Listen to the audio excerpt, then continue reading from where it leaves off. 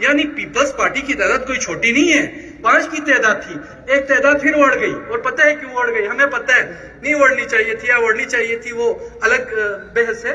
5 کی کسی کو اعتراض ہوتا ہے تو ہو جائے. اور پھر نام نہاد جمہوری جماعتیں یہ سب بساط کو لپیٹ لیا, آپ اور مجھے ذلیل کیا, اور عوام کو, عوامی نمائندوں کو کس طرح مجبور کیا سب کے سامنے ہے. اس لیے ہم نے کہا, پھر کہا کہ کہاں یہ باتیں ہوئی, کن کے ساتھ یہ نیگوسیشن ہوئی. میں کسی نیگوسیشن کا حصہ نہیں ہوں.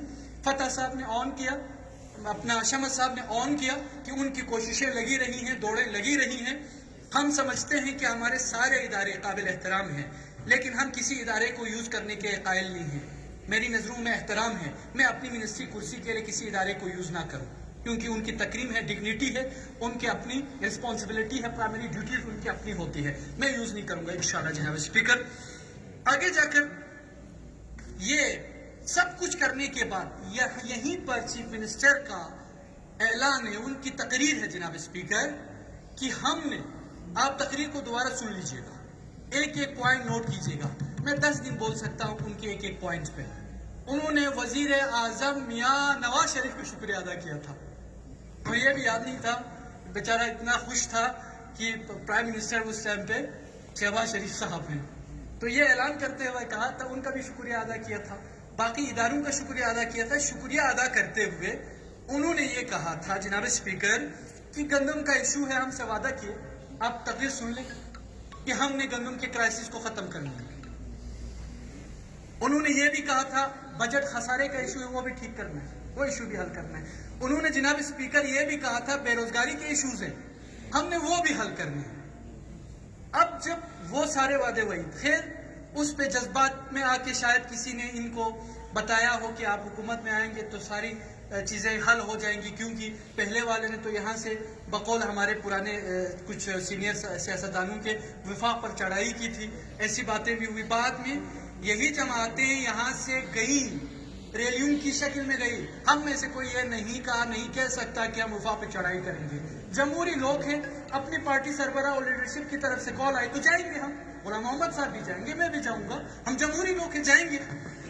تو جناب اسپیکر اس وقت آپ کی جو کمٹمنٹ تھی ہم ان پہ بعد میں جائیں گے, وہ کیا کیا ہوئی تھی, کن کن کے ساتھ ہوئی تھی, ہم لے کے آئیں گے. لیکن وہ جو پالیسی سپیچ تھی اس کو اگر ہم وزٹ کریں تو آج ہمارے پاس بھاگنے کا موقع نہیں ہے. اس کے بعد جناب speaker care taker prime minister Kakar صاحب آ گئے. کی حکومت تھی وہ تو اڑ گئی.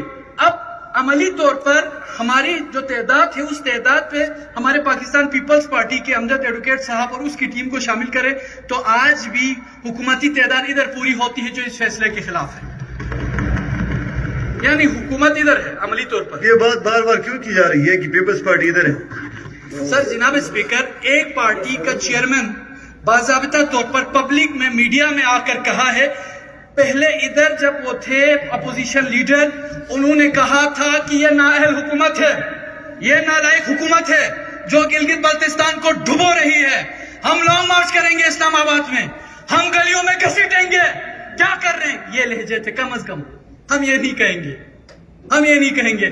اور یہ بھی کہا تھا ہم سبق سکھائیں گے وفاق میں جا کر.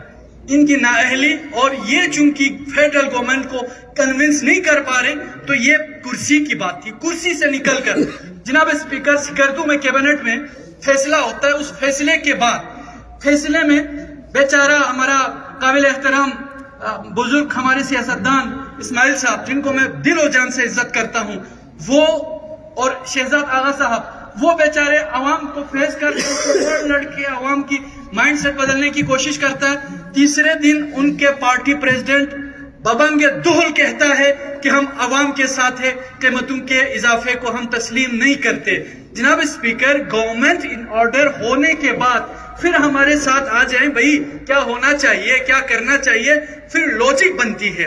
ایسا نہیں ہو سکتا ایک طرف کا فیصلہ ہو گیا ہے, دوسری طرف ایک دھڑا, یعنی پیپلز پارٹی کی تعداد کوئی چھوٹی نہیں ہے. 5 کی تعداد تھی, ایک تعداد پھر اڑ گئی, اور پتہ ہے کیوں اڑ گئی, ہمیں پتہ ہے, نہیں اڑنی چاہیے تھی یا اڑنی چاہیے تھی وہ الگ بحث ہے. 5 کی تعداد تھی جو 4 ہو گئی. ابھی 4 بھی اس گورنمنٹ میں بڑی تعداد ہے, یہی 4 ادھر ہو جائے اور جن کے جو دل و جان سے ادھر نہیں ہے وہ بھی ادھر ہو جائے تو پھر کہانی کچھ اور شروع ہو جائے گی. خیر ہماری وہ خواہش نہیں ہے کہ ہم گندم کو لے کے کسی کو کمزور کریں. تو جناب اسپیکر اپوزیشن اور گورنمنٹ دونوں کا مزہ نہ لے اور صرف الزام لگا کہ آپ یہ کہنا چاہتے ہیں کہ اپوزیشن میں اس ٹائم پہ ایک لمحے کے لیے ان کو یہ وزارت جو ہے وہ آفر کی گئی تھی تو اس لیے اب ذمہ دار ہے. اب ہم بڑھائیں گے تو پھر اعلان کریں کہ ہم 52 روپے سے 1 روپے نیچانے نہیں دیں گے. یہ نہیں کر پا رہے. غلام محمد صاحب ٹیکنیکلی اور طریقے سے آگے چلنا چاہ رہے ہیں جناب اسپیکر, لیکن حکومتی دیگر آرکین. غلام محمد صاحب حکومت نہیں ہے.